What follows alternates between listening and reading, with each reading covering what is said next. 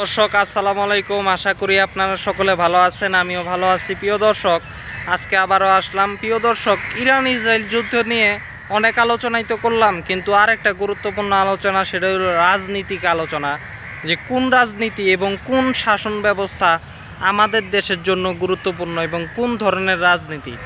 ইরানের যে রাজনীতি, সেই রাজনীতিটা অত্যন্ত ধর্মকে কেন্দ্র করে, বিশেষ করে ইসলাম ধর্মকে কেন্দ্র করে। যদিও তারা শিয়া, কিন্তু ইসলাম ধর্মের যে কনসেপ্ট, উম্মার যে ধারণা, সেই ধারণা অত্যন্ত প্রবল। আমি যেটা দেখলাম ইরানের ক্ষেত্রে, এবং ইরানের ধর্মীয় নেতার যে শাসন সেই অনুযায়ী। তো এই শাসনটা আমাদেরকে কি বলে, বাংলাদেশে যে নেগেটিভটা তৈরি করে বামপন্থীরা এনে ধরা খাইছে। কেমনে ধরা খাইছে আপনারা বলি। বামপন্থীরা সবসময় বলে যে ধর্মীয় শাসন ভালো না, মৌলবাদ ভালো না, হ্যানতেন। ইরান কিন্তু একটা ধর্মীয় রাষ্ট্রের মাধ্যমে চলে। ইসলামিক গণতন্ত্র, যদিও গণতন্ত্র, কিন্তু ধর্মীয় অনুশাসনের প্রতি ইরান যথেষ্ট শক্ত। এবং ইরান কিন্তু ইসরায়েলের সফলতা পাইল। এবং ইরান এমন একটা দেশ যে আমেরিকা ইরানের এতই ভয় পায় যে আমেরিকা কিন্তু সরাসরি তেমনই করতে পারলো না, রিয়েক্ট করতে পারলো না ইসরায়েলে এত বেশি হামলা করার পরেও।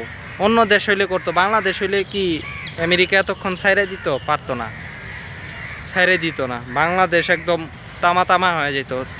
দেখেন, বাংলাদেশের বামপন্থীরা বলে যে বাংলাদেশ মৌলবাদী হয়ে গেলে ধ্বংস হয়ে যাবো, আফগানিস্তান হয়ে যাবো, হ্যানত্যান নানান কথা।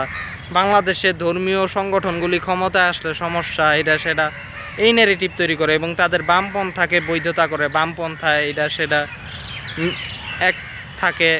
আসলেই কি এক বামপন্থাকে আসলেই এরকম যে দেশের ভিতরে জনগণকে ঐক্যবদ্ধ করে? না, বামপন্থা বলে যে তুমি স্বাধীনতা বিরোধী, তুমি যদি আমার বিরুদ্ধে যাও, তুমি অমুক তমুক। এইগুলি বামপন্থা হইছে মূলত মৌলবাদ। বামপন্থাই মূলত উগ্রবাদ, হিন্দুত্ববাদী উগ্রবাদের একটা আপডেট ভার্সন বাংলাদেশে। অন্তত সরাসরি হিন্দুত্ববাদীরা তো আর বাংলাদেশই করতে পারবো না। ভারতের হিন্দুত্ববাদীরা মূলত বাংলাদেশে বামপন্থী হিন্দুত্ববাদী, এটাই বাস্তবতা। তো এই বাস্তবতায় বামপন্থীরা এই নেগেটিভ তৈরি করে, কিন্তু এই নেগেটিভের উল্টাটা, যে বামপন্থীরাই ঐক্য বিনষ্টকারী।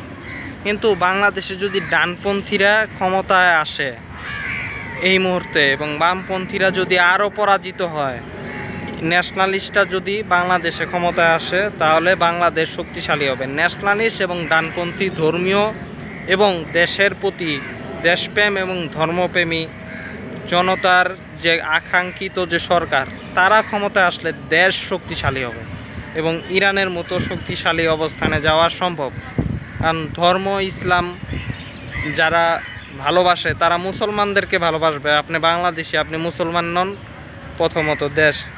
যারা ন্যাশনালিস্ট, দেশপ্রেমিক, যারা বাংলাদেশকে ভালোবাসে, তারা বাংলাদেশকে ভালোবাসবে। আপনি বাংলাদেশি নন। এই প্রশ্ন দুইটাই আপনাকে বুঝিয়ে দিবে যে কারা বাংলাদেশের জন্য ভালো।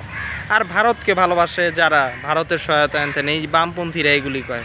বামপন্থীরা দেশের জন্য কিছু করছে? আওয়ামী লীগ একটা বামপন্থী সংগঠন, কি করছে দেখেন নাই? আর অন্যরা বিগত সময়ে বামপন্থীরাই ডিপ স্টেট হয়ে ক্ষমতা চালাইছে, কি করছে আপনারা দেখেন নাই? দেশের বর্তমান পরিস্থিতি কি? দেশ এখন শক্তিশালী, ইরানের মতো না, দুর্বল একটা দেশ। মুসলিম দেশের ভিতরে বাংলাদেশ একটা দুর্বল কান্ট্রির ভিতরে একটা, এবং পৃথিবীর সবচেয়ে দুর্বল দেশ। এই বামপন্থীরা যেভাবে ডিপ স্টেট এলিট, এই বামপন্থীরা এই কারণেই এরা দুর্নীতি থেকে শুরু করে সকল অনিয়মের সাথে জড়িত। বিপরীতে ডানপন্থীরা আসলে দেখবেন চিত্র বদলায় যাইব। এই জন্যই বাংলাদেশের ডানপন্থী রাজনীতি